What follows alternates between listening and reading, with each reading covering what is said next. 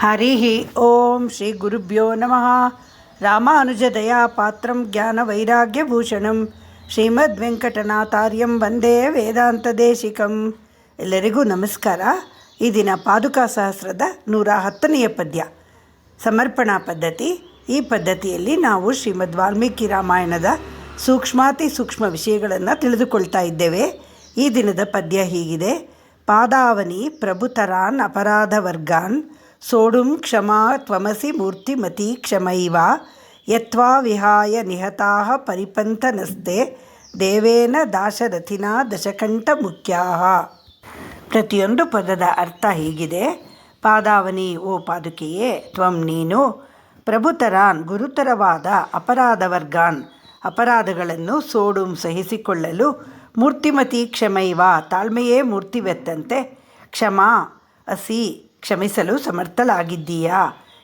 ಇಂತಹ ತ್ವಾಂ ನಿನ್ನನ್ನು ವಿಹಾಯ ಭರತನಿಗೆ ಬಿಟ್ಟು ದಶಕಂಠ ಮುಖ್ಯಾಃ ರಾವಣಾದಿಯಾಗಿ ಪರಿಪಾಂತಿನಃ ಶತ್ರುಗಳನ್ನು ದೇವೇನ ದಾಶರಥಿನ ದೇವನಾದ ಶ್ರೀರಾಮನಿಂದ ನಿಹತ ಕೊಲ್ಲಲ್ಪಟ್ಟರು.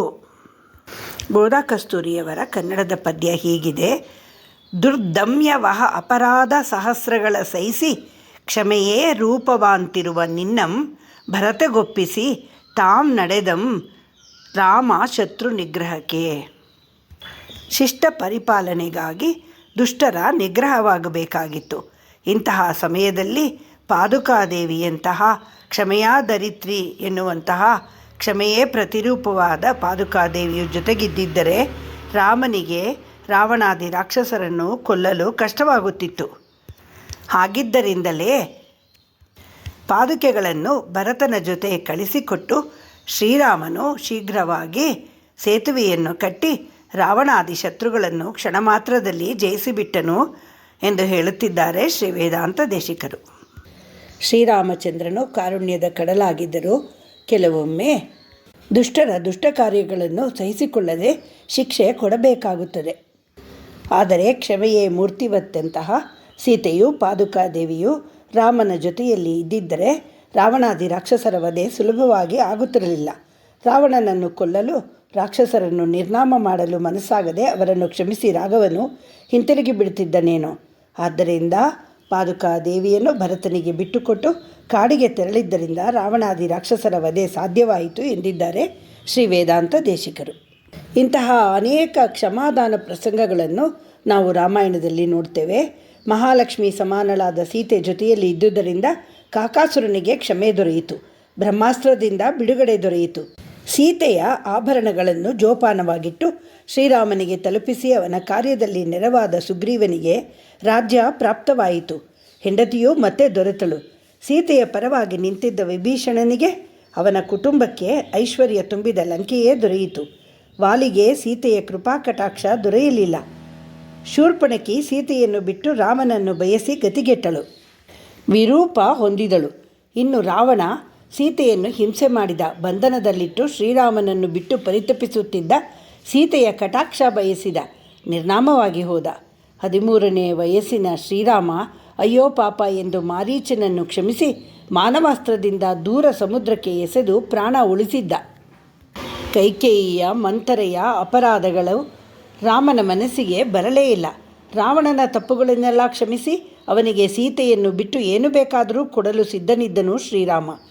ಇಂತಹ ಕ್ಷಮಾಶೀಲರಾದ ದಿವ್ಯ ದಂಪತಿಗಳ ಸೇವೆಯಲ್ಲಿದ್ದ ಪಾದುಕಾದೇವಿಯ ಕ್ಷಮಾಗುಣವನ್ನು ಕೊಂಡಾಡಿದ್ದಾರೆ ಶ್ರೀ ವೇದಾಂತ ದೇಶಿಕರು ಈ ಪದ್ಯದಲ್ಲಿ.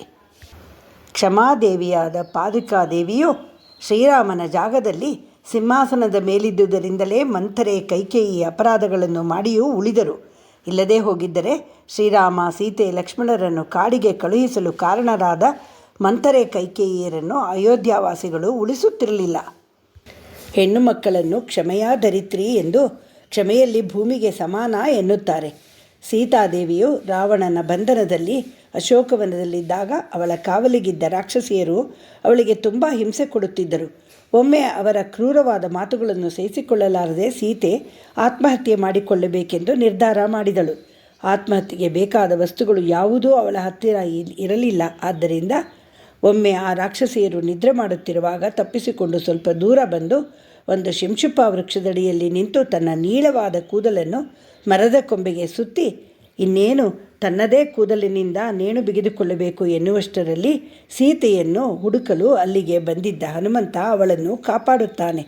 ಮುಂದೊಂದು ದಿನ ರಾಮ ರಾವಣನನ್ನು ಜಯಿಸಿ ವಿಭೀಷಣನಿಗೆ ಲಂಕೆಯನ್ನು ಕೊಟ್ಟು ಸೀತೆಗೆ ವಿಷಯ ತಿಳಿಸಿ ಬಾ, ಅವಳೇನು ಹೇಳುತ್ತಾಳೆ ತಿಳಿದುಕೊಂಡು ಬಾ ಎಂದು ಹನುಮಂತನನ್ನು ರಾಮ ಅಶೋಕವನಕ್ಕೆ ಕಳುಹಿಸುತ್ತಾನೆ. ಅಲ್ಲಿ ಹನುಮಂತನಿಂದ ಎಲ್ಲ ವಿಷಯ ತಿಳಿದು ಸೀತೆ ಸಂತೋಷಪಟ್ಟು ಹನುಮಂತ, ನಾನು ರಾಮನನ್ನು ಈಗಿಂದೀಗಲೇ ನೋಡಬೇಕು ಎನ್ನುತ್ತಾಳೆ. ಆಗ ಹನುಮಂತ ಅಲ್ಲಿಂದ ಹೊರಡುವ ಮುನ್ನ, ಅಮ್ಮ, ಈ ರಾಕ್ಷಸಿಯರೆಲ್ಲ ನಿನಗೆ ಬಹಳ ಕಾಟ ಕೊಟ್ಟಿದ್ದಾರೆ, ನೀನು ಅನುಜ್ಞೆ ಕೊಡು, ಇವರಿಗೆಲ್ಲ ಒಂದು ಗತಿ ಕಾಣಿಸುತ್ತೇನೆ. ಕಠೋರ ಸ್ವಭಾವದ ಈ ಕೆಟ್ಟ ರಾಕ್ಷಸಿಯರನ್ನು ಮುಷ್ಟಿಯಿಂದ ಗುದ್ದಿ, ಅಂಗೆಯಿಂದ ಚುಚ್ಚಿ, ಕಾಲಿನಿಂದ ಒದೆದು ಬಗೆ ಬಗೆಯಲ್ಲಿ ಕುಕ್ಕಿ ಸಾಯಿಸುತ್ತೇನೆ. ಇವರನ್ನು ಮೊಣಕಾಲಿನಿಂದ ತಿವಿದು ಹಲ್ಲುಗಳನ್ನು ಉದುರಿಸಿ ಕಿವಿ ಮೂಗುಗಳನ್ನು ಕಚ್ಚಿ ತಲೆಗೂದಲನ್ನು ಕಿತ್ತು ಹಾಕುವೆನು. ಇವರನ್ನು ಹರಿತವಾದ ಉಗುರುಗಳಿಂದ ಪರಚಿ ಕೆನ್ನೆಗೆ ಹೊಡೆದು ಮೇಲಕ್ಕೆ ಹಾರಿಸಿ ಬಡಿದು ಬೀಳಿಸಿ ಕೊಲ್ಲಬೇಕೆಂದು ನನಗೆ ಇಚ್ಛೆಯಾಗಿದೆ.